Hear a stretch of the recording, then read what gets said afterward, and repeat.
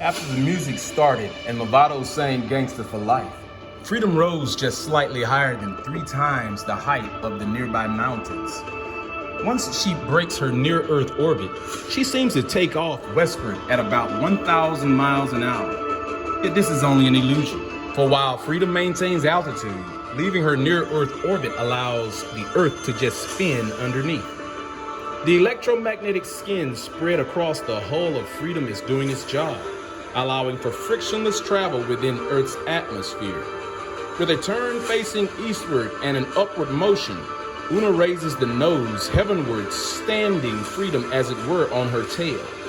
Continuing in one smooth motion, now 160 miles high, she inverts Freedom while climbing through the atmosphere strong at 500 miles a second. This leaves many passengers and crew with a sight that very few people have ever seen. That blue marble is colored in greens and browns, as well as white and black. The minister asked Gunny a hushed question. Did we get the package? Gunny, not able to contain a smile, responds even more hushed. We got all 3. The minister smiles as a boy would who just got the toy he wanted. Jason, open up a channel ship wide. Open, sir. This is your captain speaking. As you and all see, we have committed to lift off, and we will be sooner than many may have thought capable in orbit above the Andromeda Galaxy, which is over 2.5 million light years away. This is not a test mission to see if the ship works. We know she does. We are here to increase her capabilities, and although we are to make improvements, we will not wantonly expose anyone to any unnecessary danger. In a moment, you will see that this Galaxy-class ship is very spacious. Yet you cannot get lost, as Freedom is only a voice command or even a thought away.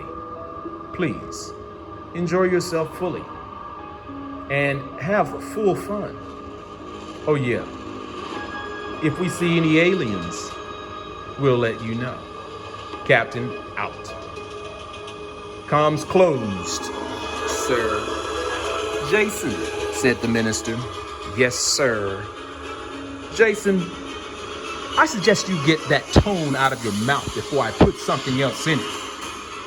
Una, full of protocols, says, relieving Earth's atmosphere. Main shields optimal.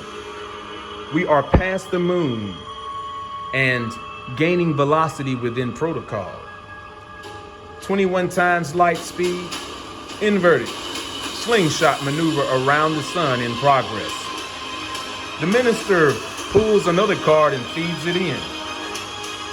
Sir, per protocol, we're to travel at 21 times light speed and slingshot until we reach just outside the solar system before we have been tasked to not only shake down this ship, but also to commit to a host of tests and experiments.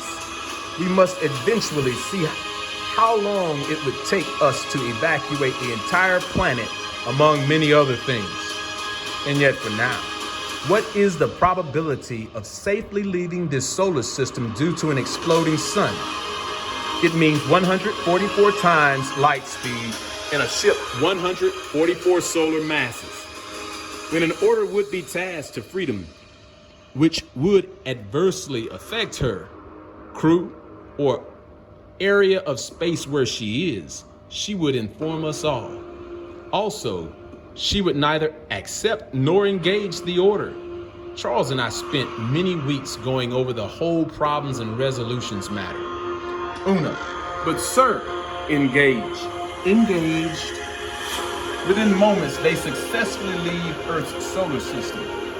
Then the minister pulls another card, although choosing to voice what's in it. Una, increase mass by a factor of 1,000,000. Gunny begins to practice his sarcasm. Why don't you just increase Freedom's mass by 1,000,000,000? After a short calculation, the visible appearance of the card the minister holds changes. Una, a new order. Increase mass by a factor of 1,000,000,000. Yet Freedom's actual size shall remain at 144 solar masses. This gives something for Gunny, Charles, and I to modify. And Una, once the mass increase is finished, get us in Andromeda galactic orbit instantaneously.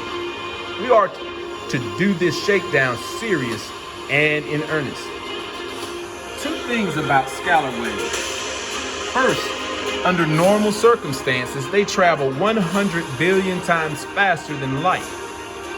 Two, when you know how to generate them and have the technology to amplify them at will, you can achieve minimally instantaneous travel.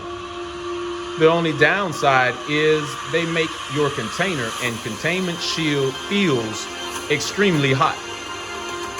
Gunny now standing. First, an increased mass to the ship of 144 times the mass of the sun. Then cram 1 billion masses inside that. Then finally just up and leave here and show up over 2.5 million light years away on the porch of a whole nother galaxy. If this ain't earnest, I'd sure love to see it. As Gunny's voice fades, a strange look goes around all bridge crew, then back to the minister. They thought this was supposed to be a cruise, not a sprint. Over 2.5 million light years in less than a second? No, instantaneously. That is something else. See, materials which normally do not exist within the normal constraints of Earth's physics can be brought into reality elsewhere. The ship's basic shape remains the same, yet as for what it is now made of changes. The minister commanding, Freedom, open the bridge.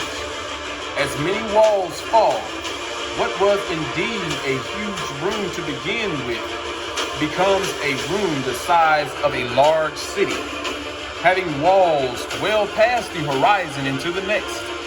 The entire first crew of 89,000 are responsible for setting the pace and direction. Amid the crew on an elevated position, the minister sits flanked by the bridge crew commanders sitting with him. Now open the ship. The minister finishes.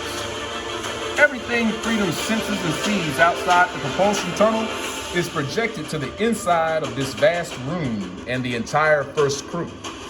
Here they see solar systems just whizzing by. They also get the feeling of flying through space without a ship or crew, though surrounded by the same. The funny thing about Una is when it is per protocol, she is ready to do it and have fun doing it as the ship now goes vertical. Mass increase is complete. She stopped, dropped, and ready to rock, sir. Una has found her focus. Engaged. Engaged.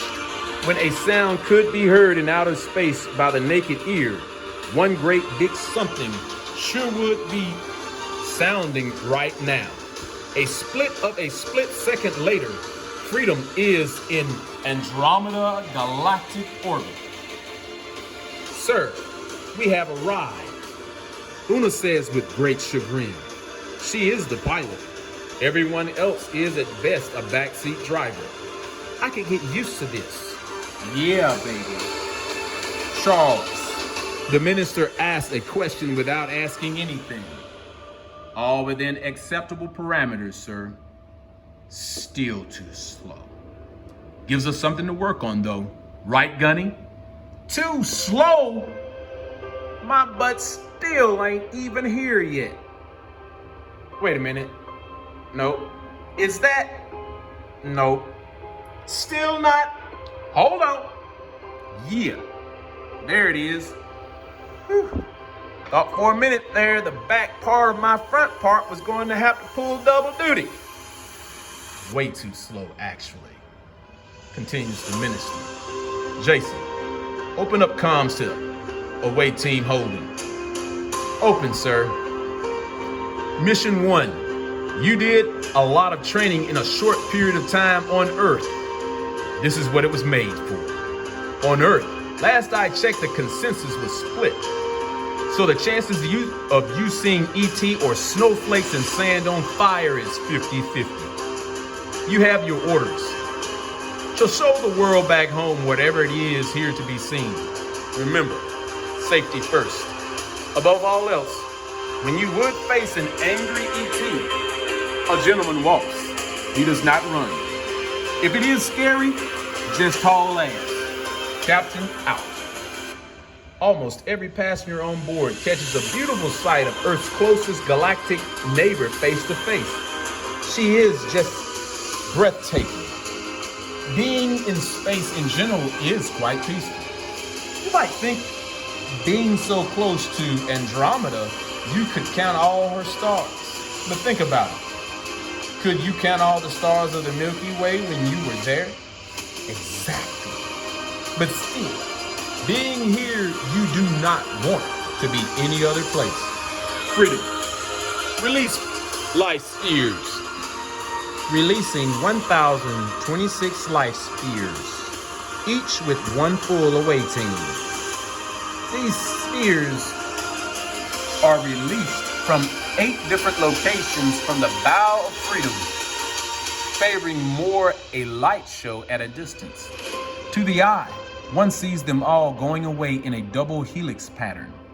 From each life sphere, plus from each away team member, Freedom receives a full panoramic 3-dimensional mosaic view of everything seen. The same tech aboard Freedom is aboard the life spheres. So, with this tech involved, the distance to both solar group and Terra plane is achieved in moments. In fact, they are all about to safely touch down all at the same time. The only unforeseen problem is if any have touched down in a hostile populated area. Freedom. Sir, initial report is back. Large sums of gaseous liquids and frozen water. Other than that, nothing but a bunch of rocks. Temperatures range from moderate to the extreme on both ends. That is all. On board the Freedom, the minister speaks to Mission 1. All of you. Planet side, they all hear him. Remember your training. Do not take any unnecessary risks. You are too important. Your armor will accommodate you in all environments. Your life sphere is your home base. When you would wish to venture out over large areas, move your home base with you. We will be back with you in 29 Earth days. This will give you enough time to search through your solar system and group for life. Be careful and Godspeed. Captain out.